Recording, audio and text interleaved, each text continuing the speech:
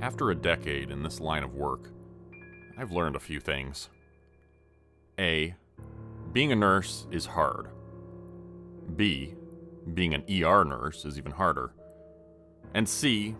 Being an ER nurse in Hollow's End is the most difficult thing one will ever have to do, aside from maybe going into an active war zone. Kudos to you veterans. Trust me though, some days this place comes very close to resembling an active battle scene. People come into the emergency room when they're at their lowest, and oftentimes when they're at their drunkest or highest. We call security constantly, although everyone who works here knows how to defend themselves pretty well. We all receive training when we start working in the emergency department on how to de-escalate a volatile situation with an unstable person, and how to create distance and protect yourself if someone attacks you. It doesn't make a difference sometimes, though. Often you can't help but get caught by surprise, especially when your patient is a shape-shifting vampire octopus. I'll save that story for another time. One night recently, an unstable patient grabbed a used syringe and held it to a nurse's throat right in front of me. The nurse was alright, since the patient relented when a half-dozen security guards and a dozen other staff members showed up. The nurse got away with only a few superficial wounds and extensive therapy now ahead of her, likely not to be covered by our health insurance plan. I've had multiple patients attack me with their bare hands, springing wide awake from stuporous slumber after we naloxone them. It's a nasal spray we use now that's much quicker and takes effect almost immediately, reversing the effects of opioids. You would think people would be happy you saved their life, but from their warped perspective, you just ruined the greatest high they've ever experienced, and they're usually furious about it. Not only that, but they catch you by surprise, jumping up like Olympic athletes and attacking with terrifying speed, grabbing nearby sharps unthinkingly and stabbing you with them before you can even react. You just hope they're clean needles and nobody left any dirty ones lying around. But there's been something different going on lately. Something weird.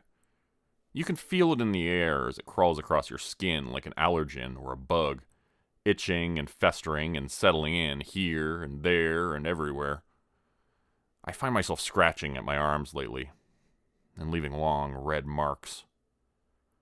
That's not the worst part, not even close. We've had a few young kids coming into the ER lately. Since we don't have a pediatric hospital in my town, just the small medical center. They all have the same affliction. Their eyes are bright red like a photo that didn't develop quite right. The whites of their eyes are normal, but the irises are bright crimson red. We know it's not pink eye, which we've seen our fair share of. What's scarier is the way these children are acting. They seem wrong. There's something really off about them that makes you want to scream and get away from them. It's really hard to talk to them or do a proper assessment. We've had to bring in dental specialists of all kinds from the outside to look at their teeth as well. Their teeth all become distended and sharp like piranhas. It starts slowly, then the next morning you wake up and they look like something from a nightmare. I've never seen anything like it. It's completely horrifying. Made worse by the fact that I have children myself, and I can imagine them looking the same if they became infected. The kids laugh and sing like there isn't anything wrong, despite being shown their faces in mirrors. The girls just grin and say how pretty they look, bearing their horrible, evil smiles. The boys say how handsome they are now and stick out their tongues, which have grown similarly long and pointed. The children refuse to acknowledge that there's anything wrong, and scream and wail and claw at you when you try to run any sorts of tests on them. The only way to get anything done is to restrain them, but once it's all over, they go back to being innocent and pleasant, singing and playing games with the other sharp-toothed children. They seem to gravitate towards each other in the waiting rooms, while the normal-looking children back away terrified and hide behind their parents. I only wish I could hide from the little monsters. We're waiting for the arrival of a supposedly world-renowned expert who will be flying in from out of town. The doctors in our hospital are stumped, and there are whispers that they don't want to airlift the kids out to a bigger hospital. They want to keep them quarantined here. They means the government, I'm assuming. Transporting them elsewhere would usually be standard procedure. A good doctor knows when he or she is stumped and unable to help their patient. They know when they're in too deep. We have a lot of good doctors here, and I've seen them send patients to bigger hospitals plenty of times, after admitting they don't have the equipment or knowledge to deal with the situation. We don't even have an MRI or a CT scanner, or any of the most sophisticated technology that comes with a larger hospital. And the children of Hollow's End need all the help they can get right now. I only hope the government expert arrives soon before things get any worse. I just finished a 12-hour day shift and was pulling into the driveway when my daughter came running around the side of the house. She was only 6 years old, and I was surprised to see her outside in the front yard. Her older brother had been neglecting his babysitting duties once again. My son David is 14. Since I'm a single dad, he takes care of babysitting from 3:30 until 7:30 on days when I'm at work. His social life suffers as a result, I'm sure, and I sympathized with him and appreciated his help more than I would ever admit, but this was going to require a scolding. Maybe even a grounding. I parked the car and got out quickly, almost locking my keys inside accidentally in my rush. I grabbed them hurriedly and ran over to Sarah, my daughter. Her face was smeared with bright red liquid, and her hands looked the same, like she'd been eating strawberries. Daddy, there's a candy tree in the backyard. Someone planted it there for us. Can we keep it? I stared at her, my eyes wide and horrified. I picked her up and ran around to the backyard, trying not to be furious with her, but it was difficult. It was harder because I was blaming myself. I had been meaning to cut down the nightshade bushes since the neighbor had come over and told me how dangerous they were. My neighbor, Anthony, had come over nearly a month ago and pleaded with me to cut down the bushes. He said that nightshade bushes had bright red berries on them, which were extremely poisonous and often attracted children to eat them. I had promised to get rid of them, but had been busy with work and procrastinated doing it, not knowing where to start. He had been giving me dirty looks every time I saw him lately. I mentally prepared myself to call poison control and scolded Sarah. I had warned her a dozen times not to eat the berries, but she told me she hadn't eaten those berries, only the new ones, on the candy tree. When we got to the backyard, I saw what she was talking about. The new bush was much taller than the others, but had the same unmistakable tear-shaped leaves and purple flowers, signifying it was a poisonous nightshade plant. If you rubbed the leaves between your fingers, they would leave bright yellow stains, I was sure. The strange thing was, this bush had not been there a few days ago. I was sure of it. I had been working a lot, so I hadn't been in the backyard much. I tried to recall the last time I had been back there and couldn't. It had been busy at work, and I had been staying overtime a lot of days. Time always flew by when I was working a lot. The 12-hour shifts and switches from nights to days made it feel like I was always at the hospital, never home. I stared at the strange tree which had sprung up seemingly overnight. Something felt off about it, and it wasn't just the speed at which it had grown. I didn't like the feeling I got while standing in front of it.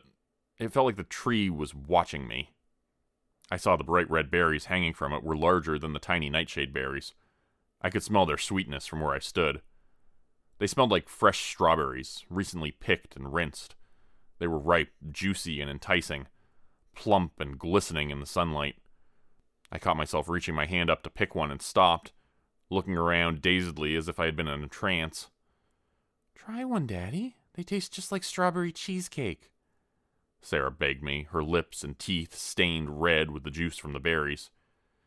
My daughter's voice was pleading, hopeful. She had another berry in her hand and was holding it up to me. I found myself reaching out for it and caught myself. What the hell was going on here? My head felt fuzzy. Hadn't she told me once that her favorite food was strawberry cheesecake? She had gotten that from me, I guessed. "Put it down, Sarah," I said in a trembling voice. She hesitated, but after a few moments set it down on the ground with great care. She then looked up at me, sulking. Her eyes looked a touch purple, I thought, when they were usually pale blue. I ran inside the house and dialed 911 on my cell phone. I called my son into the kitchen and scolded him mercilessly while he made futile protests. Once he saw the red all over Sarah's face, he quickly stopped talking and looked at the floor while I yelled, covering the mouthpiece of the phone in between answering the operator's questions and giving him hell. When I hung up the phone, I told my son to make himself dinner and drove back to the emergency department with Sarah, where she was admitted as a pediatric patient. The newest case of crimson eye to be diagnosed. When they tried to check her vitals or do any sorts of tests, Sarah got very upset, which was completely unlike her. She had told me she wanted to be a doctor when she grew up, and as such, she was always curious and polite when we went to the doctor's office. This time, though, she screamed and flailed her arms, scratching and biting nurses when they tried to take her blood. Her eyes were becoming darker red, I noticed. My heart was aching for her, and I tried not to panic.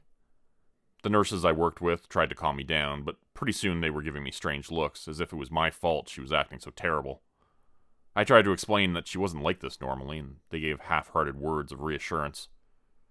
Who knows, maybe they were scared and I was just projecting and being self-conscious.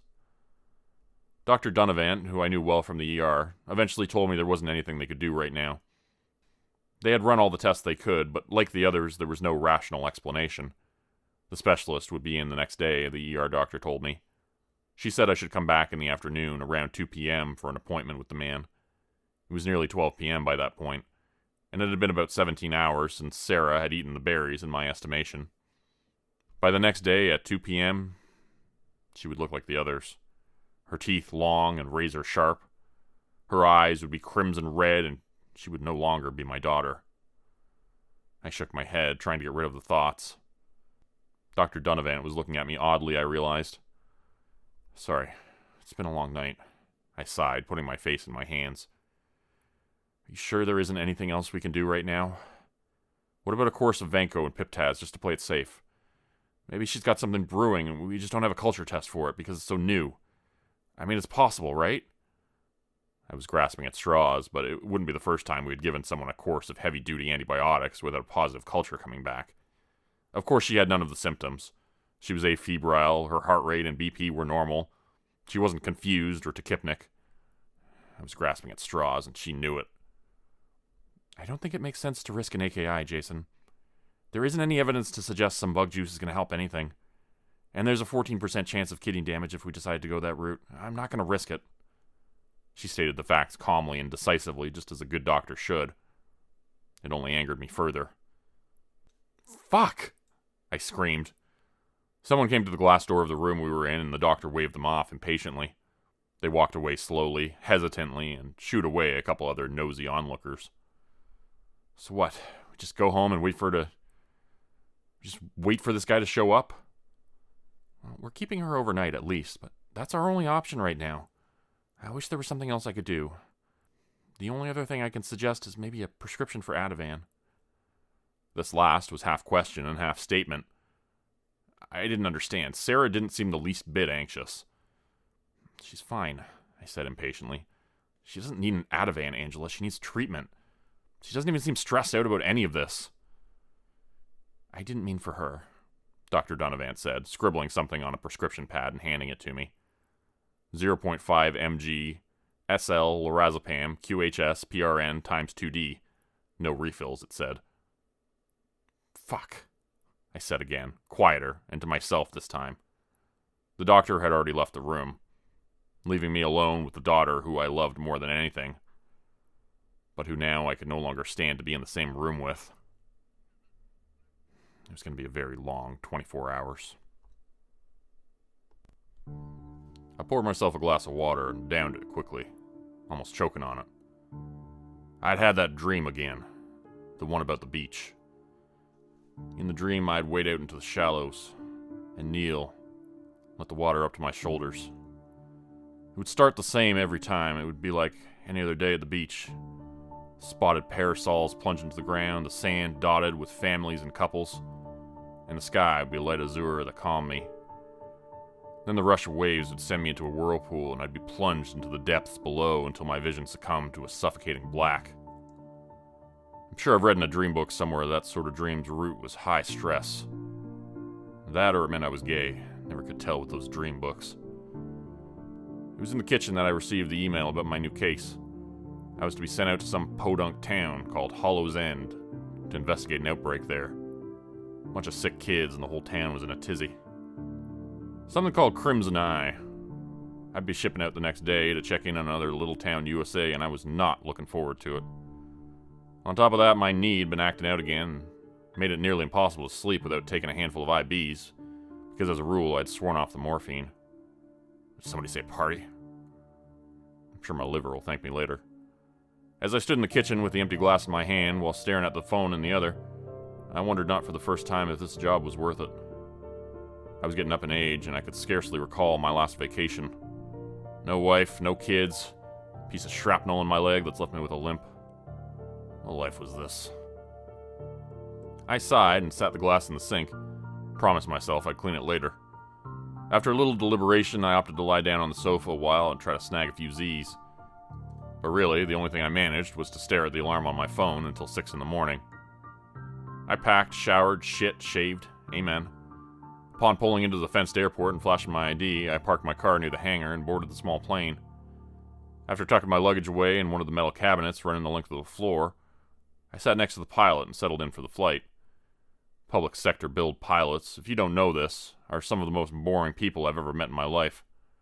They try and make these guys out to be flashy in movies and TV, but I can tell you right now, sitting next to a government employee while he audibly sips his coffee has to be the least amount of fun I've had in maybe ever. I guess I can't say much, though. After all, I'm one of those boring government employees. With the plane in the air, the chit-chat became idle and formal. We talked about everything from where we've worked to what the weather was like to where we were going. Not the most jovial sort. I sipped my own coffee and looked over the files pertaining to the suspicious activity in the one-horse burg. As it turns out, their hospital was overrun with the little demon children. Full-on quarantine, and they were sending me in. Great. I didn't know how to break it to the Spoon River gang, but I'd never seen anything like this. I was not the messiah they'd been looking for. Some expert you are. Shut up, who asked you? Probably you did, it's your brain. I shook this off and sipped my coffee some more. The pilot, a cheery, hard-jawed young man, glanced over at the open folder on my lap. You spying on me? I asked. The pilot jerked his eyes away and kept them locked ahead. No, sir. I squinted at him. Did you know espionage is the second leading cause of people being flung from airplanes? He swallowed hard and continued staring at the nose of the plane. Keeping my ruse up, I leaned in. Just messing with you, kid. You can untuck your balls. Then I laughed to try to break the tension I'd created. He shifted in his seat. Yes, sir. So you got a good look at it. You ever seen anything like this? Still as a statue, he refused to respond. Come on, I'm not going to tell anyone you've been sneaking a peek. I was told it was confidential, sir. So it is. I closed the folder and leaned back in the cockpit chair. That said, he sputtered. Yeah. No, sir, I have not seen anything like that. Pretty wild stuff, if you ask me. I sighed and grinned. So it is. The rest of the plane ride was uneventful, and I found myself dozing off in the seat, no matter how much I drank on the cooling coffee tucked between my knees. I wasn't going to complain about it. That was probably the first good sleep I'd had in a while, and I think it was mostly due to the deprivation. Upon landing, I booked myself a motel room and began closing my wardrobe into the rickety drawers of the dresser that also served as a TV stand to one of those great big boxy bastards. I wet my hair and combed it in the bathroom mirror. They had a car waiting for me by the time I left my room. Some fellows in fatigues handed off the keys, and I grabbed myself an egg sandwich and a coffee to go at the local diner. I suppose I could always count on a no-name town for the small pleasures of grease and caffeine. Then it was straight to the hospital. I brought my laptop, medical bag, and the takeout coffee along with me. At the information counter, I displayed my badge. Dr. Peter Relish? The security guard pondered over my lacquered grin. He looked like maybe a former police officer. A well-built type with short, buzzed hair and a stern face. As long as you remember that doctors are merely men and women that have given their lives to the most futile pursuit, then yes, I'm Pete, I said, reading the name on the photo ID badge clipped to his shirt. Bert Turner. He handed me my badge after giving me a raised eyebrow and motioned for me to sit in the waiting area while they called one of the physicians from the second floor. I settled down and opened the file again. There were notes linking the Crimson Eye to the local nightshade bushes. I sipped on the coffee while looking over the pictures. Red eyes, sharpened teeth, delusional, erratic behavior. Could be your run-of-the-mill poison, but highly unlikely given the mass infection. The accompanying pictures showed close-ups of a few specimens' eyes, and I paused again, looking at the raised, bright red irises. Quite strange indeed. The poison affects those contaminated with an initial sense of narcissism and euphoria. This is followed by violent outbursts of the infected. What do you think you're doing, huh? You heard me. You really think you can deduce this one, Shirley Locke? I sipped my coffee and flipped through the pages looking for an answer. That's when I heard the cough and looked up. Standing next to the reception desk was a man in scrubs and a surgical mask. His cheeks looked like they could sand down a 2x4. Hey, I said. You the expert? He rubbed his bruised eyes and yawned. He looked as though he might fall over at any moment. Jack of all trades, better than a master of none, I said. He grinned through a frown.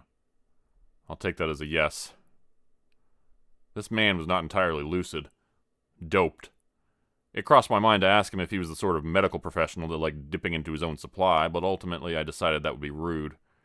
Are you missing your IV drip? Of course not.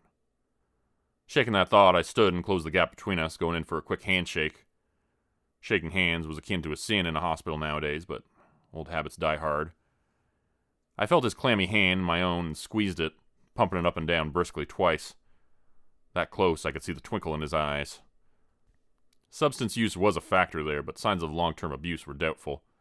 Could be nothing more than grief staining this poor man's face. I'm Pete, I said. Jason. He returned the greeting. Would you like to show me the quarantine? He nodded and squirted a couple pumps of hand sanitizer from a nearby dispenser, and I did the same. He then handed me a surgical mask from the nursing station to replace the cheap one they had given me at the reception desk. I followed him down the manila hallway to the elevator. The structure was calm, with the illusion of desertion on the first floor. But as the elevator doors slid open to give way to the second, we were immediately met with children's laughter. It sent an icy finger running straight up my spine. Why so scared? I'm not. You've heard children scream. Why does their laughter bother you? We moved from the elevator and we walked to a dull green door. Jason swiped his ID badge against a card reader and swung the door open. I was confronted with a bustle of human activity all around. Mostly children, but also several nurses and attendees. It seemed as though they'd converted an activity room into an infirmary. We've been bringing the infected here, but we've become overrun very quickly, he said, noticing my observation. Doesn't surprise me. This place wasn't built to hold a contamination this size. It was true, too. The room had possibly 20 beds, aligned along the floor in neat rows, most of them stretchers from the ER. Some children were jumping on their mattresses and giggling. Some were staring into the reflective surfaces of their beds' metal frames, but most of them were strapped down in restraints. Ideally, they would be isolated individually, I said. Do we know yet, is it droplet or contact? Airborne viruses and pathogens were rare, and he hadn't handed me an N95 upon entering the room, I noticed. But this was something new, after all. We were taking a risk just being here, but that's part of the job. He nodded at this, pulling 2 identical plastic face shields and yellow gowns from a nearby cart. ID and 2 separate pathologists confirmed it's not particularly transmissible. Spread through blood-to-blood contact, but not sputum, feces, or urine. Thank God for that. The children do like to bite, though, we found, so be careful. We donned the face shields and moved through the room. I looked over the small bodies of the children restrained in their beds and felt an overwhelming pity for them. So young, so bold, they should be free. Their bright red eyes were darting all around furiously, their limbs thrashing against the leather restraints. Why aren't all the infected strapped? I asked. He looked surprised. They're just kids. I am aware. That doesn't mean we shouldn't be restraining them. This is an outbreak if I've ever seen one. And you have seen one. You cleanse them with fire. I rubbed my temples. It says in my briefing that they grow violent as their condition worsens. Is that true? Jason nodded. The behavior seemed to stem consistently from testing. The children become violent when we try to take their blood or run any diagnostics on them. Even the well-behaved ones with no prior history of violence. I've never seen anything like it. It's almost like... He paused, looking embarrassed. Almost like what? I prodded. It's almost like the virus, or whatever this is, it's almost like it knows what we're trying to do. Like it's Like it's sentient. But that's crazy. I know that's crazy. Sorry. I haven't slept. That part he didn't need to tell me. Regardless, we don't need little maniacs running amok and making our jobs more difficult. I imagine you'll process this information through the proper channels. He looked as though I'd slapped him across the face. I felt bad. Take me to the most viable candidate for examination. Viable? Yes. You mean take me to the sickest one that's still alive, don't you? I followed him to the corner of the room where a blonde little girl lay strapped to the bed. Her arms were covered in red streaks. This is Sarah. We're hoping you can help her. His voice was in a dream. Did I sense a bit of pleading in his tone? I knelt next to the little girl's bed and withdrew my penlight and a pair of gloves.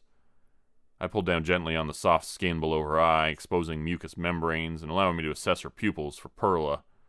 Pupils equal, round, reactive to light and accommodation.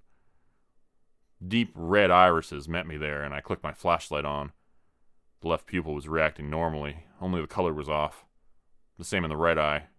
Bulging but no bruising. The sclera was crisscrossed with fine, vibrant red veins.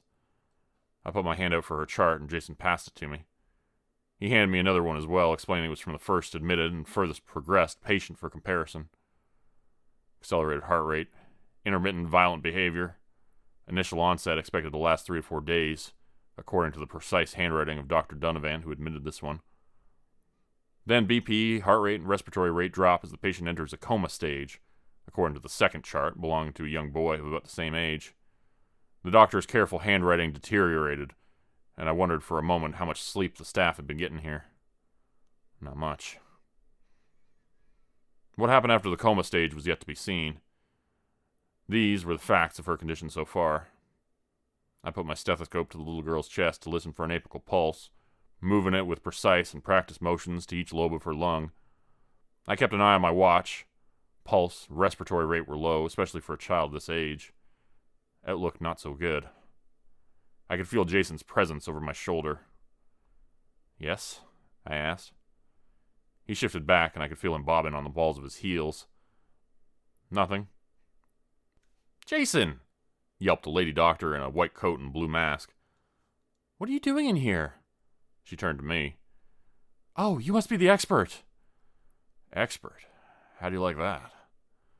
I stood and pocketed my penlight. Don't mind me, I'm just walking among the dead. Jason flinched at this. I grinned solemnly and shook her hand. Angela, she said. Pete. I turned back to the little girl in the bed. Chicken legs, scarred knees, slow breathing beneath a pink t-shirt proclaiming that she was in fact a princess. Be good, my liege. Angela scolded Jason and he bolted from the room, fists clenched, shoulders squared with an expression of creased grief. You've seen that look before. Sorry, she said, turning to me. This is his daughter. She looked at the little girl laid out before us. I shook my head. Poor guy. Worst thing that can happen to one of us, really. One of us? She asked.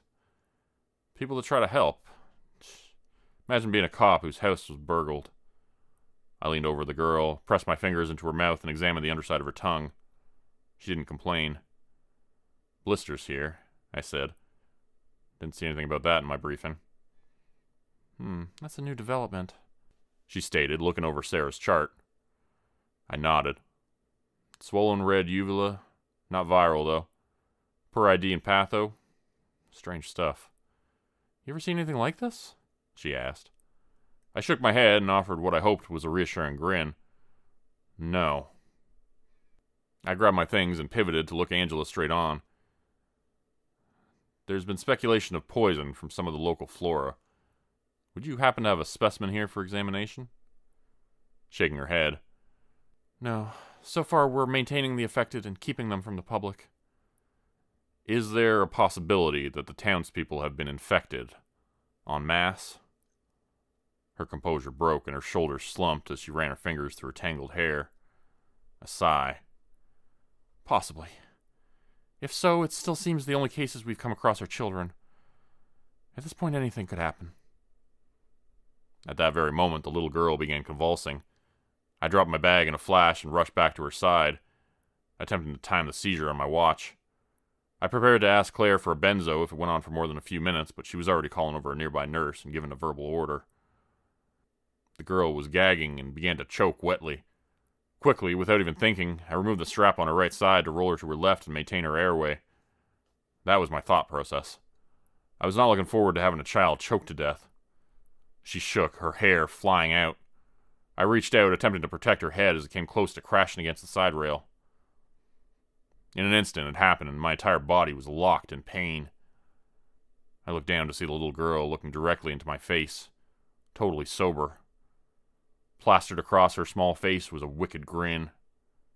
She had the side of my left hand trapped in her clenched jaw. Punch her! Kill her! Knock her teeth out!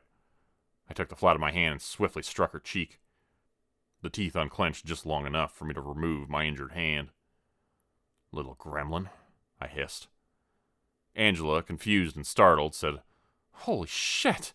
Let me get you something to clean that." She rushed away. "I'm not a gremlin," said Sarah. "I'm a beautiful girl. Don't you like my teeth?" She smiled at me then, exposing those long, sharpened needles stained in my blood. I picked up my things and rushed away, searching for Angela and her promised gauze. The room of children turned in unison to watch me go and began to giggle, together, like a happy hive of bees. I heard the code white announced overhead and practically dropped the med rec I was holding. I shouted for one of the other nurses to cover my patients and ran up the hallway without even waiting for a response. Skipping the elevator, I ran up the stairs 2 and 3 steps at a time. I swiped my access card and entered the hell that was C Unit. The children were jumping up and down on their beds, at least the ones that weren't in restraints. Those ones were thrashing and spitting and kicking against their bonds. All of them were busting a gut as if something hilarious had happened. Their laughter sounded otherworldly and alien. The noise was somehow insectile, like a hive of hornets had just heard a funny joke. My heart skipped a beat when I saw Sarah. Blood was running out of her mouth like a leaky faucet. Had her newly elongated and ultra-sharp teeth cut the inside of her mouth somehow? I realized something else had happened when I saw the expert in the corner of the room running water over his hand from a tap. As I got closer, I saw he'd been bitten. "Holy shit, are you okay?" I asked as I approached him. The bite looked deep, and water was running off of it from the steady stream of the tap, turning the color of weak Kool-Aid and pooling pink in the bottom of the sink. "Your demon child bit me, doctor," he said. It hit me that the man had mistaken me for a doctor, and I didn't correct him, despite the fact that I really should have. I also hadn't told him that Sarah was my daughter, thinking he'd be more truthful if he thought me an objective observer. But I was getting the feeling that this man was truthful to a fault. I was certainly not returning the favor, for which I felt slightly guilty. Angela hadn't told him I was a nurse, and I wasn't going to correct his assumptions. With my tall stature and scrubs, people constantly confused me for a doctor, and I was always correcting them. I hadn't lied to him, but I also hadn't challenged his assumptions. If he thought I was a doctor, maybe he would give me more info, I thought. It was a dirty trick and akin to malpractice, but I was past the point of desperate. The Ativan-induced sleep wasn't helping much. It calmed my nerves and made it so I could function, but now I felt drowsy and weak, and worse yet, it felt like I was floating through things in a daze. Despite all that, I wanted to take the other one right now, seeing the mayhem happening all around my daughter. The child who had been playing in the park and scraping her knees just a few days ago. Now she looked like Nosferatu. I shook the thought away and tried to focus on the man in front of me and realized I'd been standing there not saying anything for quite a while. "I'm sorry. It's not her fault. It's this toxin, whatever it is. It's like it was sent to Earth by the devil himself." He looked at me soberly with the water running over his hand. A grin began to spread across his face. What the hell was he smiling about, I wondered. "A toxin, of course, it's a toxin," he said, his eyes darting back and forth, thinking. "Berries on the bush. What color were they?" "Red. They were big, though, almost the size of strawberries. Which isn't what they normally look like. She said it was a candy tree that someone had planted for us. To be honest, I don't remember it being there before, which is a bit strange. but I've had other things on my mind. I haven't even had the chance to dig the damn thing up yet. I see. And the flowers, they were purple, yes? Purple, yeah. Why? Solanum dulcamera, more commonly known as bittersweet nightshade. Typically less poisonous than its cousins, Atropa belladonna or Hyoscyamus niger, deadly nightshade and stinking nightshade, respectively. He kept going, as if this was all common knowledge. How big of a brain did this bastard actually have, I wondered. As I'm sure you know, scopolamine and hyoscyamin are derived from deadly nightshade. Deadly in big enough doses, causing delirium and hallucinations. Used in the right amount, the toxins can be therapeutic, though. Given as medications, they relieve excess secretions in palliative patients in the case of scopolamine, or to treat bladder spasms and peptic ulcer disease in the case of hyoscyamin. Of course, I said, barely following along. However, toxins can also cause disease. In the case of botulinum toxin, it causes botulism. I believe in the case of this mutant version of bitter nightshade, it's causing this. He spread his hands out, and we surveyed the mayhem of the room. Crimson Eye, I said. Angela entered the room carrying several individually wrapped packets of gauze, jugs of saline, and some tape. She gave me a harsh look. Aren't you supposed to be down in the ER? We need you down there. We got a bunch of newbies working today. Look, I know you're worried about Sarah, but we've got this. Just go. Her tone offered no opportunity for negotiation. I was resigned to my duties and left, sparing a second look at my daughter, who was now giggling and conversing with the jagged-toothed child in the bed next to her. They were talking about horses. Nice, I thought at first. Then I realized they were discussing what horses probably taste like. I worked the rest of my shift and went home exhausted. I couldn't remember such a long day before. It felt like I'd been there for a week. I pulled up to the house and got out of the car. Then heard voices coming from the backyard. It sounded like children. I walked around the side of the house and heard kids laughing and talking. When I got to the backyard, I saw that they were clustered around the nightshade tree. That was what it was now, clearly no longer a bush. It was the size of a pear tree, fully grown. The kids were picking the berries from the tree and filling up baskets and bowls they had brought. Their faces were covered in red juice, and they were giggling and gorging on the bright red berries. Oh no, I said, running over to them. Get away from that tree, kids. Those berries are poisonous. Put that down. They ran away, laughing, their grins full of long, needle-sharp teeth when they smiled back at me.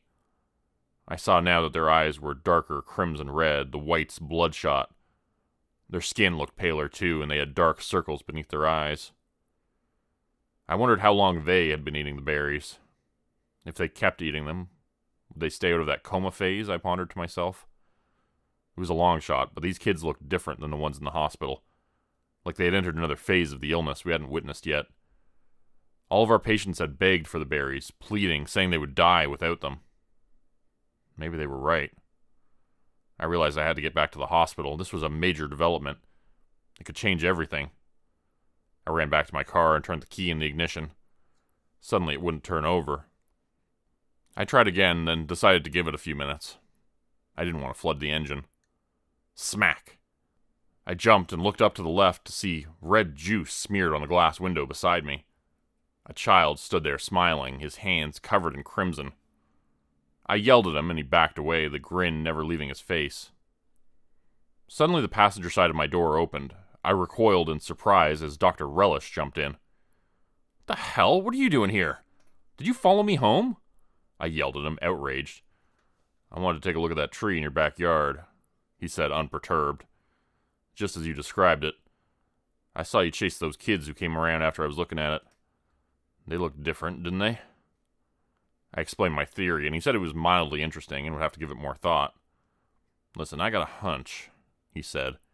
"When I was looking through the background info about this town on my flight, I saw there was a new structure on the outskirts of town, surrounded by barbed wire. Guard stations on the outside, total secrecy. Anything like that ring a bell?" I only had to think about it for a second. There was a place like that nearby. It had sprouted up recently, but I was afraid to say the name of it out loud. People who spoke badly of the company had a way of disappearing. Nearly half the town had vanished practically overnight. But there was always some reason for their departure, a family illness or a job transfer. Even the sheriff and his deputy had disappeared, and nobody knew who was going to replace them. It sounds paranoid, I know, but it's like Proteon Corporation was always listening. There was an unwritten rule in town that you didn't say the name out loud. It was like saying Voldemort. I nodded my head, but said, "No, I can't think of anything like that around here," and made a silencing gesture to Dr. Relish. "Damn," said Peter. "I suppose that's a dead end, then." I turned the radio on full blast. It was on a classic rock station, and the tune currently playing was, ironically, in the chord of the Crimson King. "Look, the place is called Proteon Corporation. They're located just outside of town, north on Highway 6. It sprung up practically overnight, and things have been getting worse in Hollow's End ever since they showed up. There have been rumors about what they're up to, but nothing solid. Still, I have a feeling that they're somehow behind this." "How can you be so sure?" he asked. Not that I disagree. "Look, I'm not sure, but there are rumors around town. People have been going missing. Just a few at first, and more by the day. It would be bigger news if not for this plague. It made it look like people were leaving because of the illness, but I know the disappearances started before that. Some folks say people got hired on by the company and had to sign NDAs, and they have a barracks or some place for employees to sleep, but I'm not convinced. Nobody who's gone over there has ever come back." "Nobody?" he asked, raising his eyebrows. "Not one. And the people they're taking don't exactly fit the bill for them. No offense to the town deputy, but he's a perpetually drunk lunatic who couldn't get a job at a gas station in most towns." "Test subjects," he said. "I've seen something like this before, but never so brazen. Whoever these people are, they must believe themselves to be above the law. And that's a dangerous thing." I nodded. "So what do we do about it?" He thought about this, then answered, "Well, we gather evidence and we bring the guilty to justice. How does that sound, partner?" I only had to think about it for a few seconds. I still didn't trust this guy entirely, but I had to trust my gut. "Anything to save my daughter," I said. "You need backup? I'm your guy." Smack, smack, smack. Red gloop appeared in several spots all over the car windows, more appearing by the second. The berries sounded heavy as they hit the glass. And surrounding our car were almost a dozen children. Their eyes were crimson red with dark circles under them. I locked the doors quickly just as they began pulling on the door handles and pounding on the glass with their tiny fists, smiling all the while. "Have a berry. They're delicious and oh so good for you. I gave one to my mommy and now she smiles just like me. We're baking pies with them and bringing them to the bake sale tonight. Do you want to join us?"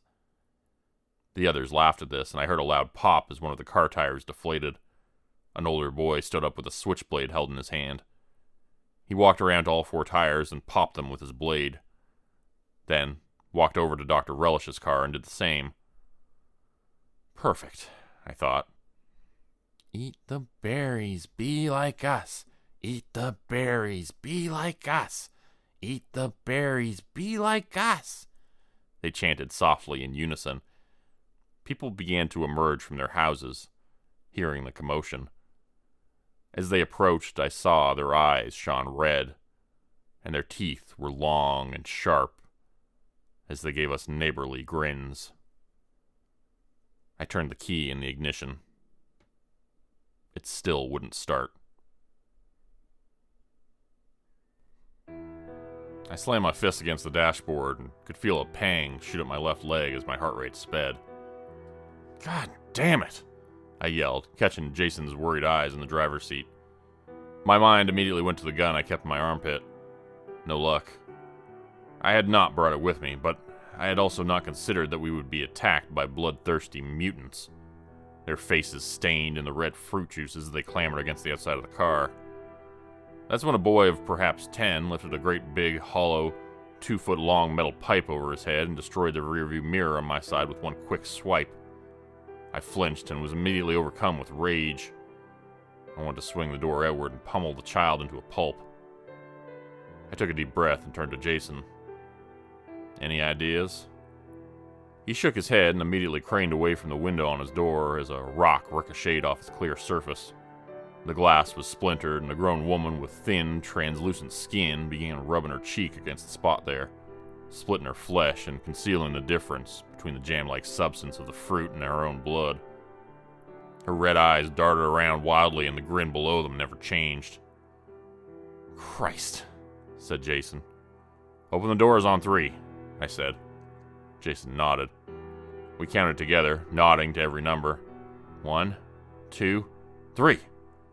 We flung the doors outward, his sending the thin-skinned lady cartwheeling across the grass till she slumped over, lolling her head around in mild confusion.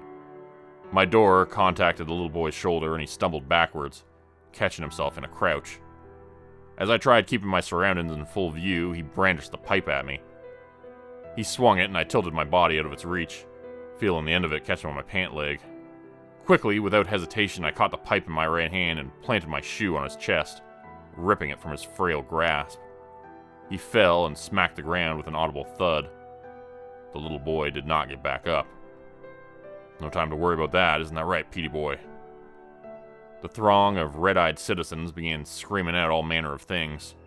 Eat the berries and be like us were distinguishable phrases in between their gnashing teeth and jerking, popping necks.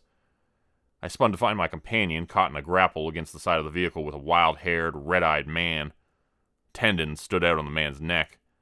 Jason's watery, dosed expression from earlier was now sober and lucid as he struggled against the large man's head.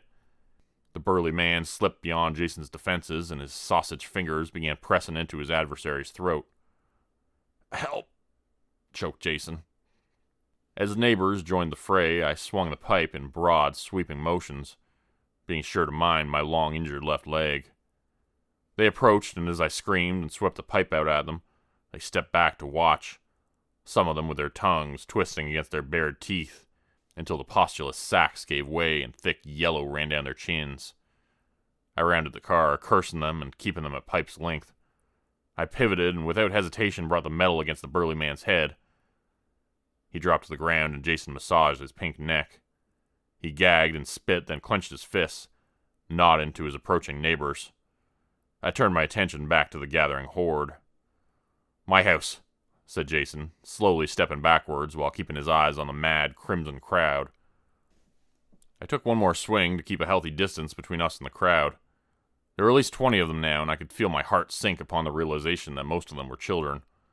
To be sure, there were adults among them, but the bulk was made up of little children, some grinning, some tossing stones or berries at us, the berries sometimes splattering across the ground, leaving vibrant marks. We ducked into Jason's house through the front door, and as he went to slam it behind us, the rabid face of a thin-skinned woman slipped in between the crack, refusing the pressure he applied there.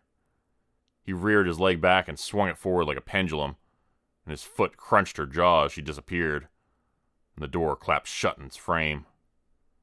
He locked the door and pressed his back against the cool metal surface, chest heaving as the sound of claws and fists resounded from the other side.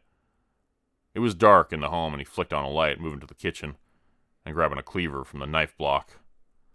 "That was Mrs. Jensen," he muttered. "She's part of the neighborhood watch." Jason shook his head. "This is officially bananas." "Indeed." A pair of beet red eyes leered in through the kitchen window. I moved to draw the curtains closed. Tapping against the window followed, and I blocked the sound out. "I know these people," said Jason. "They're nice people," he insisted. I nodded along sympathetically. "They did try to kill you." He swept his fingers through his hair. "This is my life." He paced in electric steps. "Jesus, do you think I hurt her?" "If you hadn't, she would have hurt you." I paused. "Or worse." It was the all-too-familiar conversation I'd given to rookies in the field, but this man didn't sign up for this. Normally, I'd have no sympathy in this conversation, but looking at his pained expression, I silently nodded along as he continued. "Get your shit together, kiddo. You think this is rough? You should have been there in 07. I shook these thoughts from my mind. "This is the work of Proteon. No doubt in my mind anymore." He spoke as I took up a stool and leaned over the island counter. "Jason." He stopped his pacing and turned to face me full on.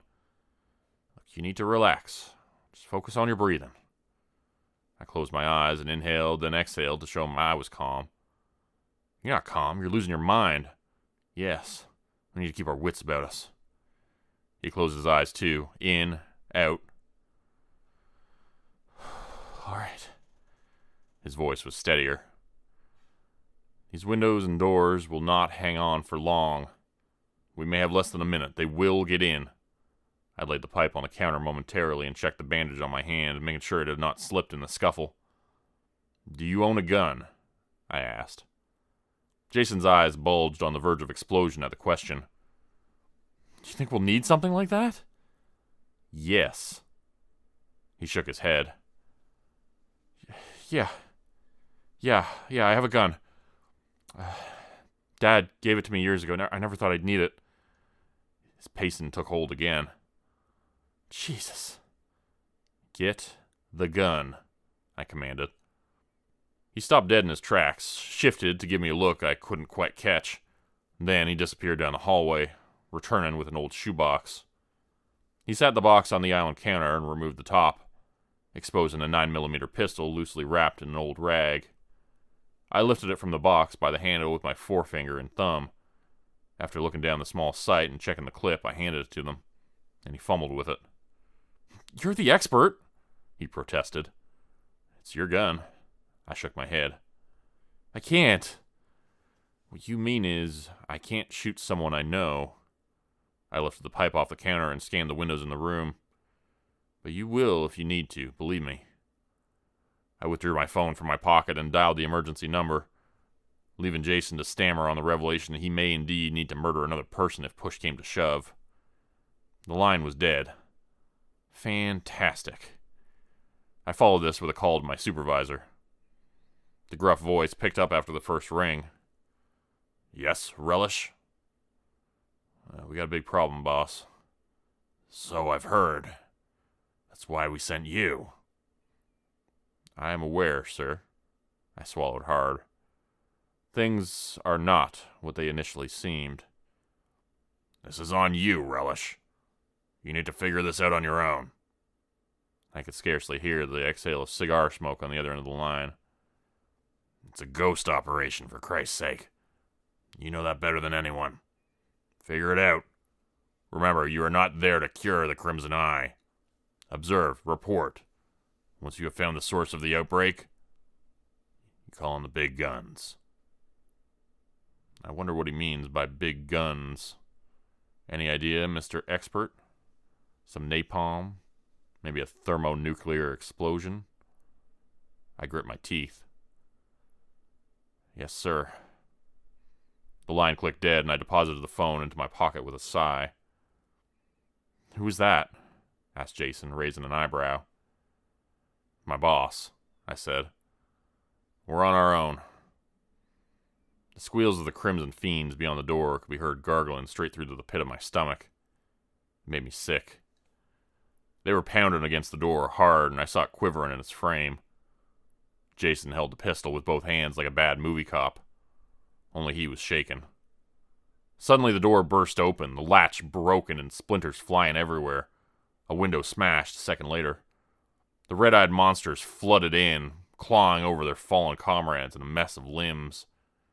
I swung the pipe, and Jason reserved the gun as we bolted through the bodies, pushing through them and scrambling toward the exit. I cannot translate how difficult it is to step over prone, aggressive bodies. Covered in scratches, I found myself on the edge of the lawn near the mailbox. My muscles screaming in pain, the shrapnel in my leg threatening to put me down. I wiped my brow and spun around in a panic, searching for Jason. There he was, attempting to pull himself from the tangle of screaming arms. Shoot! I screamed, steadily walking back and keeping my distance. Shoot them, damn it! I can't!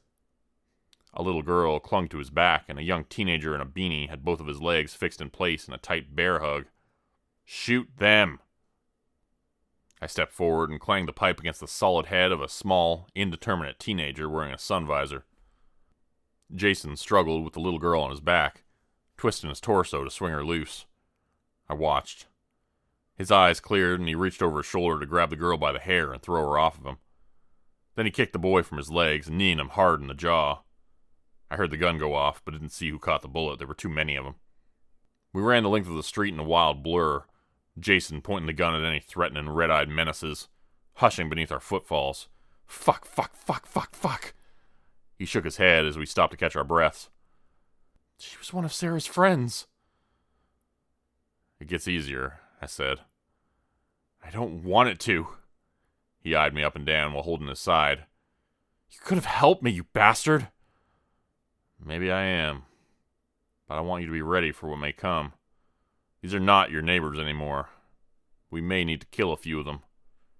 Maybe even more than a few. He stepped forward and shoved me. I took it. You're fucking insane. What if we can cure them? He sure has your ticket, doesn't he? Let's go, I said. There will be more.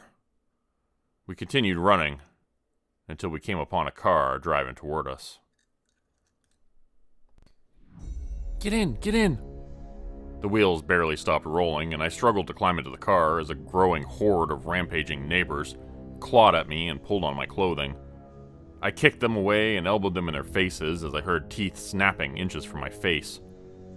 I jumped into the back, breathing heavily, full of terror and adrenaline. We had survived, but it had not been a sure thing. We were both covered in deep scratches and bite marks that we would need to thoroughly disinfect ASAP. The car door was still hanging open as the vehicle picked up speed, and I felt a wave of nausea as I watched the pavement turn into a blur below me. I yanked the car door closed and tried to catch my breath. The woman hit the gas pedal and my stomach lurched again as I was thrown backwards in my seat from the sudden acceleration. Hurriedly putting my seatbelt on, I watched with admiration as she took corners far too quickly, causing the tires of the little economy car to squeal and leave tracks of rubber on the road behind us. I realized I recognized the woman, but couldn't place from where. Hopefully this wasn't a mistake. Getting into cars with strangers is rarely a good idea, especially in Hollow's End. But I figured this was a good time to make an exception. She looked back in the rearview mirror and must have seen the distrust in my eyes. I'm Sandy, she said. Looked like you guys needed some help back there. Thought I would try and be a good neighbor. She was gripping the steering wheel tightly. Well, thank you, Sandy, said Dr. Relish. I can't tell you how much we appreciate that. He reached out discreetly with his right hand and motioned with a wave of his fingers at me. I couldn't figure out what he wanted at first. Then I felt the weight of the gun in my hand and figured it out. I handed it to him discreetly. He took it out and immediately held it up to our Savior's temple. Now how about you tell us who you really are, he said. She fumbled for a few moments, sputtering something about how it was true, but Relish kept my gun firmly pressed against her temple. Fine, she said. I was going to tell you eventually, I just wanted to make sure you were really on my side. Which side is that? I asked.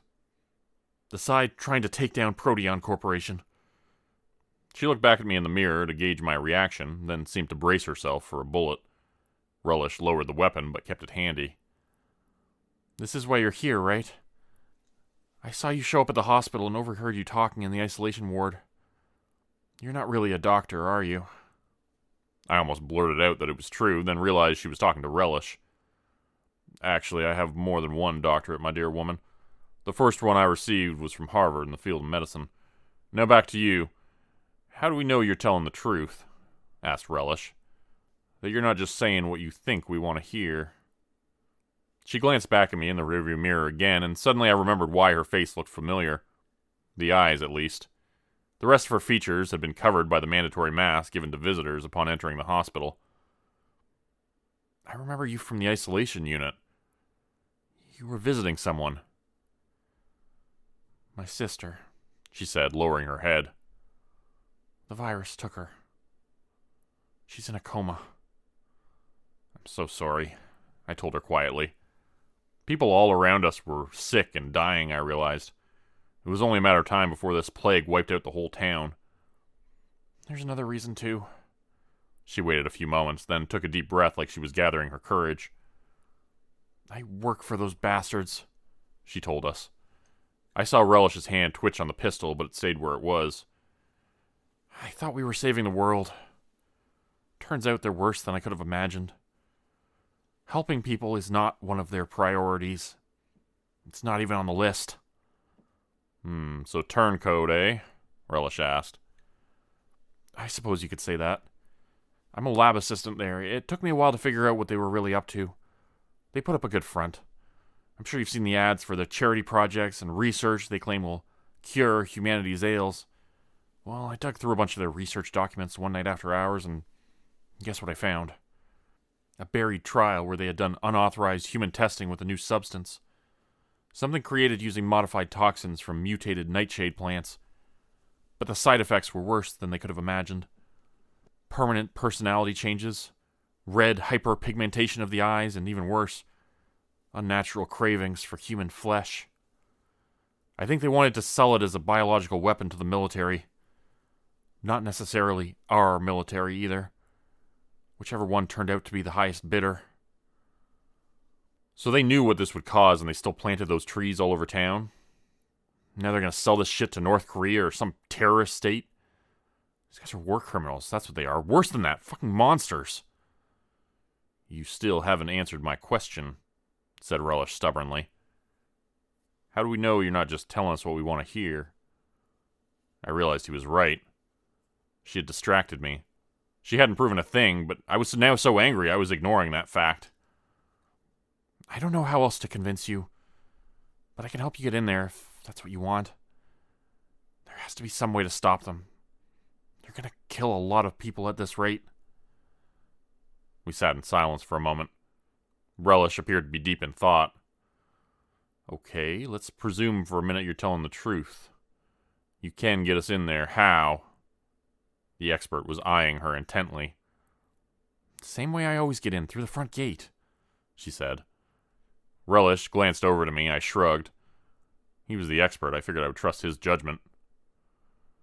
All right, Sandy. We'll trust you for the time being. I have a great deal of expertise in reading people, and if my instincts and training are right, you're telling us the truth. If I'm wrong, then we're probably dead anyways, and we just don't know it yet. So let's go have a chat with your boss. Relish relaxed a bit in his seat, and I followed suit. We drove down streets full of madness. On the side of the road, I saw people I knew doing the strangest, most horrifying things. A mailman was chasing a guy down the street. They were running at full speed, and I saw him tackle the guy as he turned a corner. They both went flying and ended up on the ground. Several other men and women with red eyes came running and held the poor man down as the mailman proceeded to regurgitate red berry juice into his mouth like a bird feeding its young. He brought up a liquid goop colored bright red as the man screamed and the others pried his mouth open. The mailman vomited red liquid into the guy's mouth as he tried to scream and instead make gurgling, choking sounds. Holy fucking shit, I said. What is going on in Hollow's End? This is making that monkey paw incident look like small potatoes. Relish looked over at me quizzically. Never mind, I said. We took care of it, that's all that matters. I think we can take care of this too. If there's one thing I've learned in this town, it's you can count on your neighbors. As long as their eyes aren't glowing red like a fucking demon, am I right? We finally caught sight of the giant building, which loomed far off in the distance, down a long gravel driveway. There's some blankets in the back. You guys need to stay hidden when we go through the gate, okay? I'll sneak you in through the receiving entrance, but the guards can't see you or they won't let me in. The two of us followed her orders, and she proceeded up to the front gate of the building. From a distance, I had seen a heavy-duty guard post, which resembled something from a military base. There were armored guards everywhere, and the entire compound was enclosed by a 20-foot-tall chain-link fence. The entire facility had sprung up practically overnight, an indication of the power and resources which Proteon Corp commanded. Identification, miss? Oh, I didn't realize it was you, sorry. You must have gone out while I was on break. It's okay, you don't need to show your ID, Carrie, it's all good. My blood ran cold at the casual nature of the guard's interaction with her. This woman was a high-ranking person in the company, judging by the way they catered to her and acted extra nice to her. And worse yet, they addressed her by a different name. If she was lying about something as basic as that, what else wasn't she telling us? It occurred to me suddenly how vulnerable we were, trapped in the back of this woman's car as she rolled into Proteon Corp's massive industrial complex. Dr. Relish suddenly had the gun out again, and he whispered urgently at the woman. "How much of what you told us is a lie?" he demanded. "Only enough to get you to agree to come with me. I'm on your side, okay? I promise. It'll all make sense soon enough. You might not believe me now, but you will. And either way, you don't really have a choice anymore." She was right about that much, I thought to myself as Relish covered us with a blanket again. There were more guards up ahead. They were everywhere. And we were stuck with this strange, deceitful woman completely at her mercy. "You guys have to trust me. I'll explain everything afterwards," the woman driving the car said. Was her name Carrie? That was how the guard had addressed her, so I figured that was probably her real name, but later I would find out that that wasn't right either. "Like you said, we really don't have a choice," Relish muttered, barely heard beneath the music in the car, which had been constantly playing. The woman was acting like a member of the Resistance, playing music to cover up our voices from potential listening devices like a seasoned spy. The heavy, loud music had been consistent since we'd met her. She'd only cut it off for the guards at the booth. "Okay, here we go. I'm gonna have to act like you're my prisoners. It's the only way this is gonna work. Put these on," she said, tossing 2 sets of handcuffs back at us. "You really expect us to—" I started, but then heard the click of the steel bracelets as Relish put his wrists in the cuffs. He nodded at me to do the same. "Oh, this is fucking nuts," I said, but followed his lead. "I hope you know what you're doing, Doc." Relish looked at me quizzically, and I realized I had just let my guys down. Most doctors don't refer to each other as Doc. Otherwise, it would get redundant. Every conversation would be, "Hey, Doc. What's up, Doc?" And it would just sound ridiculous and Bugs Bunny-esque. I knew this from practice in the hospital, and realized my mistake as soon as the word slipped out of my mouth. This man was smart. Nothing would get past him. I looked down at my shoes and felt my face turning red as he stared at me, probably now realizing that everyone in the car with him was a liar. My thoughts drifted back to the place where we'd met, at the hospital, where I hadn't outright told him I was a doctor, but I also hadn't refuted it when he'd called me one. I wanted to get the inside scoop about my daughter and her condition. My daughter. In the midst of all this, she was still back at the hospital, getting worse and worse by the second, turning into one of those things. Maybe permanently. This place, Proteon Corp, had the answers. Even if this woman was a liar, and even if I had to tear this whole place down with my bare hands, I would find the antidote. Whatever I needed to do, I would do it. I reminded myself that what we were looking for was surely inside this building. "Okay, here goes," the woman said, opening her car door and stepping out. She opened the back of the car and led us towards the entrance. 2 guards were flanking the enormous steel doors, but they didn't even question her as she entered, instead rushing to hold the sliding doors open for her. Inside, the place was clean and white, high-tech and polished. It looked like a spaceship's interior or some other place from the distant future. The hallways were crowded with people, and I realized there were thousands of them working in this complex. There might have been more employees in this building than there were citizens in Hollow's End. Signs indicated which way to go to reach whatever section of the complex you were looking for. Everything was clearly labeled, and Carrie led us down hallway after hallway until we finally reached a section called Holding and Containment. A retinal scan was required as we went deeper into this department, and then another and another, until we finally reached an enormous room with about a dozen guards stationed on all exits. Blue force fields were separating us from what appeared to be people. Citizens of Hollow's End. They were holding them prisoner here, and I recognized more than one of them. I saw the sheriff of Hollow's End looking dejected and angry in one cell. There were several notable town residents in other holding cells, including Frank and the butcher, Muriel and Jay, the delivery people, and dozens of others. "I need all guards to clear the room now," Carrie said with authority. I expected some resistance to her request, but there was none. All the guards cleared out within 10 seconds, not one of them questioning her. As we followed Carrie deeper into the room, I noticed someone else was entering at the same time from the far door. The 2 women didn't notice each other at first, as they were both focused intently on other things. But then they walked right into each other and stumbled backwards in surprise. Carrie and this other woman were twins, I realized. They looked identical. Everything down to their hair and outfit, their ID badge, and...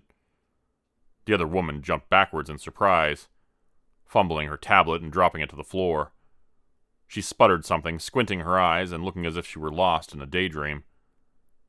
But the Carrie we had entered with didn't look shocked or surprised.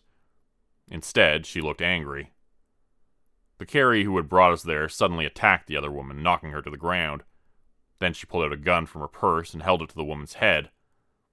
"Hey, bitch. Meet your evil twin.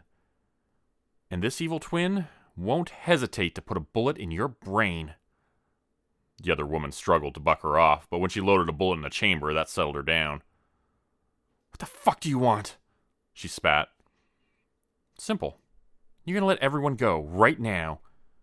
And then you're gonna take us to wherever you keep the antidote for that nightshade virus." "The hell I am," the woman started, but then she received a pistol whip to the side of her face. She spat up blood and broken teeth. "The only reason I'm not hitting you harder is because I need you conscious. Now, are you gonna let my friends out of those cages, or do you want another?" The woman laughed through her split, bloody lips. "Anything you could do to me is nothing compared to what he would do. You'll have to fucking kill me, bitch." Our Carrie hesitated for a second, but then brought the butt of the gun down on the woman's temple with a loud crack, knocking her unconscious. "Fuck. Alright, this is gonna be a lot harder without her help. But I didn't really think she was gonna go for that anyways," the woman said, standing up and walking to the nearest retinal scanner. "Alright, Sheriff. I'm gonna let you out, but I need you to not attack me. It goes without saying I'm not the same woman who kidnapped you. I just look like her." The sheriff nodded from inside his high-tech prison. "Well, if you're not her and you're not her evil twin, then who the hell are you?" The woman said something under her breath that I couldn't hear, and the sheriff's eyes widened. "Oh, okay. I guess that makes sense. I'll take your word for it, Joy. What the hell were you thinking? Look, I know you must have been worried, but those things aren't safe. We're gonna have even more problems to deal with after this is all done. We'll have to cross that bridge when we get to it, Sheriff. I need to save my boy. Even if he is a drunken, troublesome, ungrateful narcoleptic." She put her face up to the retinal scanner, and the blue force field disappeared. The sheriff stepped out, and another man emerged as well. The other three people in that cage were not exactly people, per se, and Dr. Relish noticed this immediately. I waited for him to mention something about the fact that half of the town residents were abnormal, looking like monsters, dogmen, aliens, and other creatures that would terrify most people. But this man didn't look scared. In fact, Dr. Relish looked very calm about the whole thing. "What? You think I didn't know about this place's history?" Relish asked. "We know all about Hollow's End at the agency. Normally we don't interfere with your business, but this plague could have gotten out and spread to the rest of the country if we didn't do something." "Plague?" the sheriff asked, looking scared. "Yeah, it's not looking good. I'm Jason, by the way. I don't know if we've ever officially met. I work at the hospital. I'm an ER nurse. A couple weeks back, we started seeing cases mostly affecting the children around town. Now we all know they're stemming from these mutated nightshade trees this company's been planting all over town. They grow these berries that turn the children who eat them into monsters.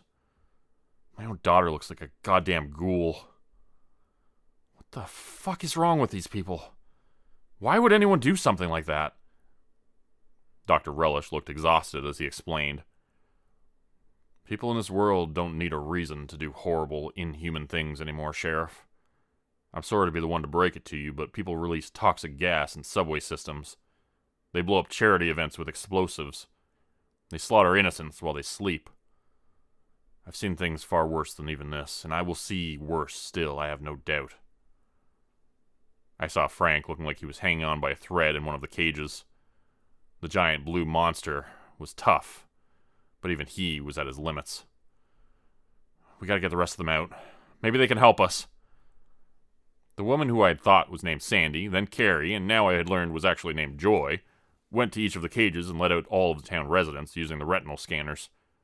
Somehow she had managed to change her likeness to that woman who she had knocked unconscious, and it was such an effective deception that it even fooled these high-tech retinal scanners. almost as if she weren't just disguised to look like the woman, but had actually become her. I noticed many town residents were still missing, including several beloved folks from Hollow's End who I had come to know as friends. Randy, the deputy, was notably missing from the flock. Everyone around town knew and loved Randy, even if he was a drunken miscreant. "Where are they keeping everyone else?" Joy asked. "I've got a plan on how to get rid of this place, to fix everything. Something that will turn this building into a pile of rubble. But we gotta get everyone from town out of here first. Sheriff Parsons? Where's Randy? Where the hell is my boy?" The man looked at her with tears in his eyes, but didn't have an answer, and shook his head. "I'm not sure. They've taken people from here, and some of them they never brought back, including Randy. He might be..." There was an uncomfortable silence as he decided how to finish this sentence, before he gave up and shook his head, staring at the ground. "No, he can't be..." The sheriff looked around, his eyes welling up with tears. "They always take them out through that door," he said, pointing at one to our right. "We can go look, but as soon as we step out of this room, there's going to be guards everywhere. They'll know we're trying to escape." "It doesn't matter, we have to try." The captured residents of Hollow's End stood assembled behind us like an army going to war. And in a way, we were. We were going to have to fight our way out of this place.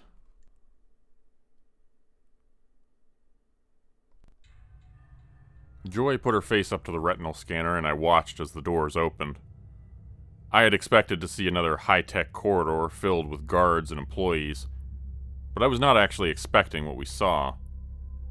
The crowd of us stepped through the doorway into an open outdoor area that looked very much like an orchard. But instead of apple trees, they were growing the mutated nightshade trees. They surrounded us on all sides as we emerged into the open air, and immediately I saw people who were with us reaching for the berries to grab them. They must have been hungry, and were immediately tempted by the sweet, delicious smell.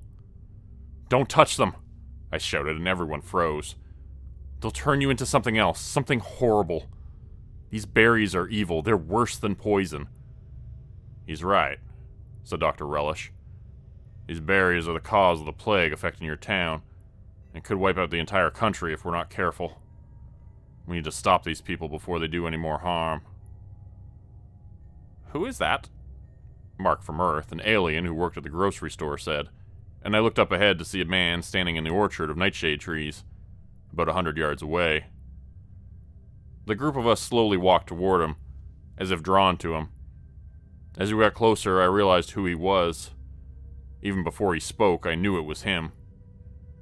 This was the man responsible for our pain and suffering, the CEO of this demented megacorporation. He was smiling as we approached and slowly clapping his hands together in a sarcastic way. "Well done," he said as we got within 10 feet of him. "You managed to free your friends. How you did it, I'll never know. Just kidding, I have a pretty good idea. Did you bring it with you, Joy? How many wishes do you have left? 1? 2? Better consider carefully what you want to do with them." I was standing the closest and felt the blood surging to my temples. My fists clenched, my forehead throbbing with a pulsing vein. I had no idea what the man was talking about, but it would become clear enough soon. "Where's my son?" the woman asked from beside me. "Tell me now and I won't kill you." The man sucked his teeth at her and sighed. "Oh, you couldn't kill me if you tried, dear woman. But of course, I'll give you back your son and all of your other friends. They've been here all along, roaming the orchard. Oh, you know what? I just realized I forgot to feed them. They've been out here this whole time, with nothing to eat. Just the enticing smell of those berries, which they vowed to avoid. Let's see how many of them managed to follow through, when their bellies began to rumble." A whistling sound rose up from all around, and I looked to see the figures rising from the ground, as if they had been lying in wait this whole time. They looked familiar, and I recognized Randy, the sheriff's deputy, right away. He had his distinctive uniform on, and his face was smeared red with berry juice. His eyes had turned crimson, and he was emitting a low growl as he stalked toward us like a predator. "Randy, what the fuck did you do to my son? You bastard, I'll kill you." Joy ran towards the CEO, and I had no doubt she would have murdered him with her bare hands, if he had actually been standing there. The hologram flickered and reappeared as Joy ran through it, stumbling and landing in the grass on her face. The image had looked flawless, so real that there was no way to discern it from a real person. But it was fake. The real CEO of this hellish company was probably far away, in New York or LA, maybe a beach in Cancun or another dimension for all I knew. And the worst part of it was he'd gotten us again. He'd lured us to the very center of this orchard, and now we were surrounded by our fellow town residents turned monsters. And not the fun kind of monsters you can watch football with and have a Sunday barbecue either. Now, I'm sorry, if you're new to Hollow's End and maybe you were surprised to find out that many of our residents are in fact creatures of the night that are not human. But rest assured, we all get along on most occasions. However, when those same creatures have been turned into bloodthirsty mutants, with glowing red eyes due to genetically modified nightshade berries, all bets are off. Suddenly your friendly neighborhood werewolf isn't so friendly anymore. Instead, he's trying to tear your throat out, even in his human form. Monsters of all shapes and sizes came at us from every direction, as that asshole CEO laughed at us from 1,000 miles away. "I've got some business to attend to now. I'll leave you all for the family reunion. Ta-ta." I was suddenly knocked flat on my back by a snarling woman. She pinned my arms down, and no matter how hard I fought against her, I couldn't get her off of me. My face was pressed down into the dirt and grass, and she grabbed my head to twist it painfully around. I turned at an unnatural angle, and I heard a pop and a crack, and felt a lightning bolt of pain shoot through my neck. Then she was in my face with her red eyes blazing like fire, and she was bringing something up, trying to regurgitate that red shit into my mouth like a bird feeding its young, like that mailman I'd seen being attacked on the street. She was going to turn me into one of them. Suddenly I realized we'd fucked up. We were going to die here. Even though we'd come this far and the plan had been successful up until now, we had made a fatal mistake and now we were doomed. The other town residents all around me were engaged in melee combat, fighting off attackers with their bare hands. Brothers fighting brothers. Neighbors punching neighbors. Aliens fighting aliens. And mother at son at each other's throats. I looked to see Joy was being attacked by her own son, as she shouted at him and screamed, telling him who she was. His eyes didn't falter, and he didn't relent for a second as he held her down, pinning her to the ground. She was struggling for something in her purse, and after a few moments she managed to pull it out. It was the decapitated paw of a monkey. "I wish those mutated nightshade trees never existed," she shouted, and one of the 3 raised fingers on the monkey paw curled inwards. In a split second, everything changed. All around us, the town residents who had been attacking stopped. Their eyes began to clear and return to their normal color. The nightshade trees were gone in the blink of an eye as if they had never existed. In their place was untouched grass below and open air above. I couldn't believe it had been that simple, but at the same time I knew it wouldn't be. The wishes granted by the monkey paw were always tainted and evil. Still, it seemed that for now we were winning. 2 wishes left. "I wish for this building surrounding us to be turned into harmless dust," Joy yelled into the open air of the field. She had clearly given the wishes a lot of thought, and I hoped it would work without any repercussions. Suddenly, the complex around us turned to dust. It billowed away into the air and floated off into the sky. I was even more stunned when all of the employees fell into the open space where the building's basement and foundation had previously been. I heard thousands of bones crack at the same time, in a horrifying noise that is indescribable and will be etched in my mind forever. Many people were screaming in agony from the empty foundations, but I had comfort knowing that none of them were residents of Hollow's End.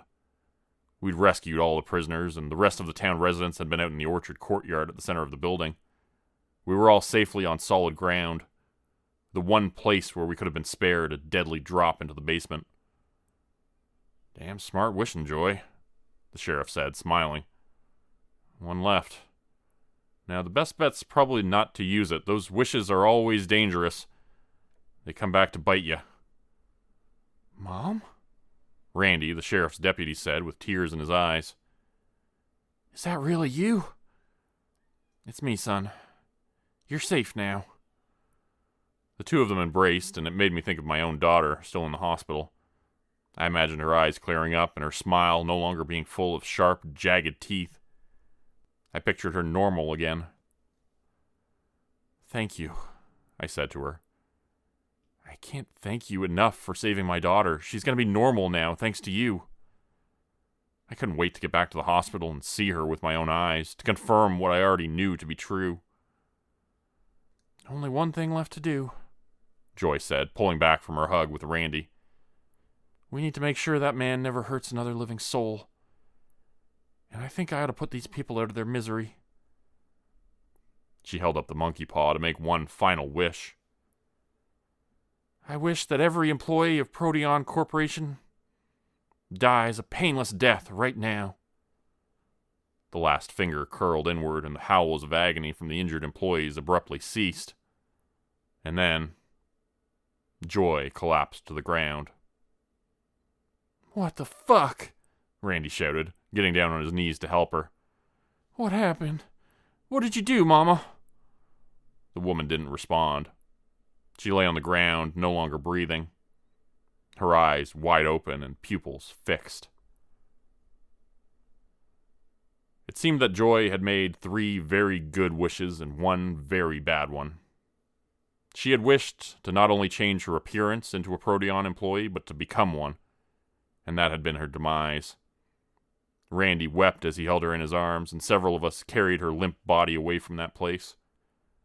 A crowd of hundreds marched back towards town to be rejoined with their families, to reunite with loved ones.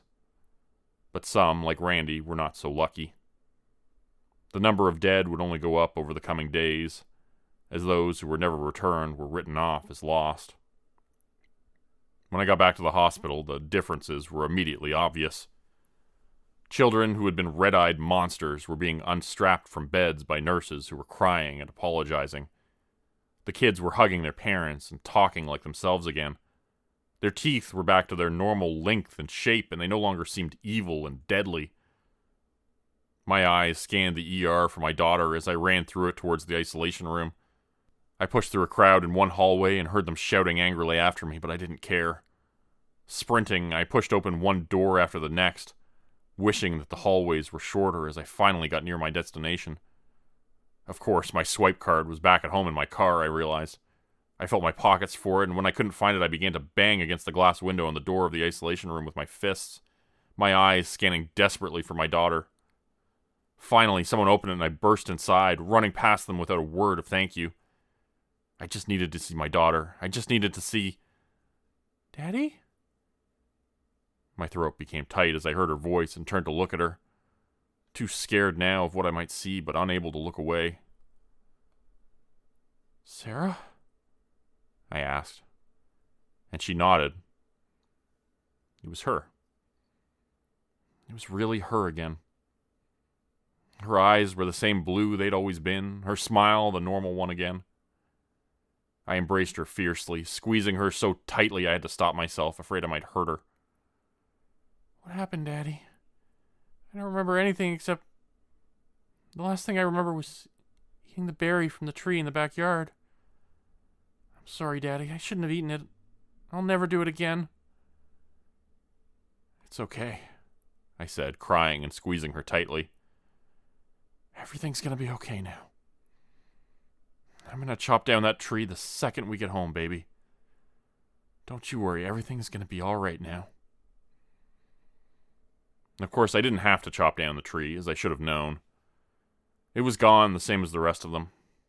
Every mutated nightshade tree in Hollow's End was now gone, disappeared as if it had never existed. Still, as I looked at the empty place where it had been growing in the backyard, I couldn't help but think of that monkey paw, and the tainted wishes it would surely give, just like before.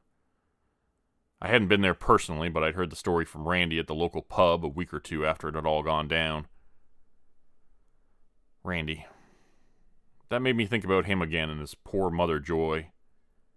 She had sacrificed herself to save us, to save the whole town, and I hadn't even had the chance to thank her. Of course, I would find out soon enough that I could thank her myself in person. Randy sat in the motel room with tears in his eyes, sipping a glass of bourbon. He surveyed the empty room with its messy desk and old furniture, and he could have sworn he could still smell his mother. Could still hear her voice as if being spoken softly from just outside. "If you can't afford the room, then piss off, hipsters." It was really strange. He could have sworn he heard her voice in his mind, speaking eloquently and peacefully as always. "Up yours!" That was when he realized he really could hear her voice, just outside the office door. "Mom?" He stepped outside, and there she was, chasing off a bunch of young people wearing black fedoras driving mopeds. More supernatural tourists, probably. "Mama," he said again, this time on the other side of the office door where she could actually hear him. "You're alive! How are you alive?" They ran to each other and embraced, and Joy explained everything. "The monkey paw, obviously. Did you notice there were 2 wishes missing? 2 lowered fingers?" "Oh. My first wish was to create an exact duplicate of myself, a doppelganger. She was just as emotionally attached to you as me, meaning she would be happy to volunteer. Then I used another wish to transform her into that Sandy woman who came into the motel recently, once I realized she was working for that company." He hugged her again. "You're a genius, Mama. I don't know how you did it, but you did." Joy didn't look convinced. "I wish I had your confidence, son. I'm still not sure I did the right thing. I needed to get you back, and I did everything I could to think of wishes that wouldn't come back as curses, but you know how those things work. I think we might have bitten off more than we can chew, using up all those cursed monkey paw wishes. We could be in a lot of trouble." Randy scoffed. "Aw, come on, Mama. You sound just like Sheriff Parsons. Quit worrying so much. I'm sure everything's gonna be just fine." And as a dark, purple cloud rolled in slowly from the distance, booming and brimming with green thunder and lightning, Randy actually believed that that might be true. "Hey folks, it's me again, Randy. For any of y'all who are confused by what you just heard, well, I don't blame you. This town's weird as fuck. But there are a few videos that might help. If you want to learn all about Hollow's End and find out what happened in town up until now, there's a playlist that's going to appear on the top right of your screen that should help.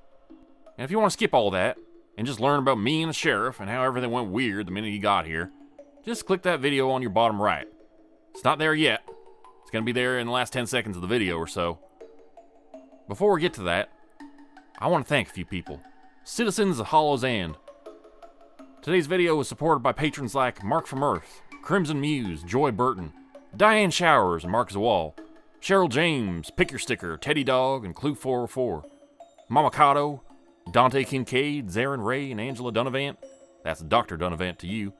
Blarian 50, Timothy Baird, Devin Kyle, Ajeti, Bert Turner, he's a security guard in the hospital, Bajani Espinal, Michael Pierce, Big Joe, Carrie Harkonnen, LaDonna Spivey, Scott Tanaka, and Tom Stewart, Sherman Davis and Brass Shelton.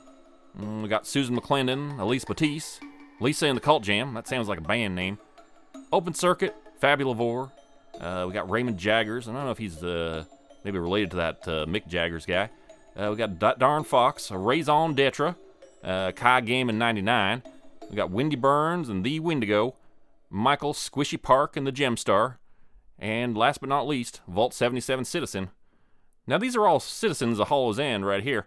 And if you'd like to join and help support the channel and be a citizen of Hollow's End yourself, well, you can consider joining the Patreon page over at patreon.com/Jordan Grupe Horror. As a patron, you're going to get access to bonus videos, content, and a Discord channel. You'll be credited at the end of every video going forward.